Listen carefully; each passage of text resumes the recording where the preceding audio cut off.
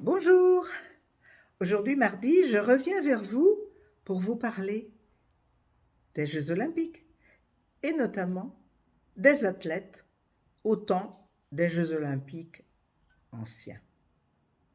Donc les athlètes olympiques, les femmes sont exclues des Jeux à Olympie et ne peuvent y accéder en tant que spectatrices que si elles ne sont pas encore mariées. Les esclaves et les étrangers sont également exclus.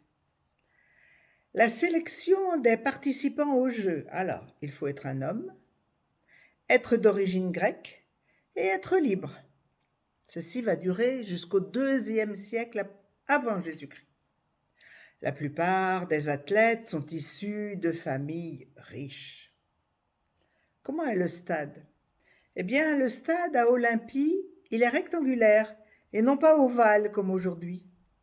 Son sol est en terre battue et il est délimité par des talus herbeux sur lesquels s'assoient les spectateurs. Les officiels sont à la tribune. Alors l'athlète, on sait les choses par les peintures et les sculptures. Devant une sculpture ou une scène peinte sur un vase, on peut facilement reconnaître un athlète à sa nudité. En effet, pour l'entraînement et les compétitions, les athlètes sont toujours nus, car ils doivent refléter l'idéal d'un équilibre harmonieux entre le corps et l'esprit. Selon cet idéal, celui qui entraîne son corps peut développer aussi son esprit. Ils s'entraînent dans le gymnase et les jeunes garçons y reçoivent leur éducation.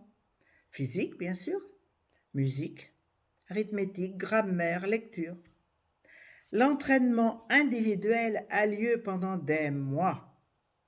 Puis, 4 semaines avant les Jeux, ils se rendent à Élis, une cité toute proche d'Olympie, pour retrouver tous les autres participants. Une sélection détermine ceux qui peuvent se rendre à Olympie. Ils prêtent alors serment, promettant ainsi de participer aux compétitions avec loyauté et dans le respect des règles.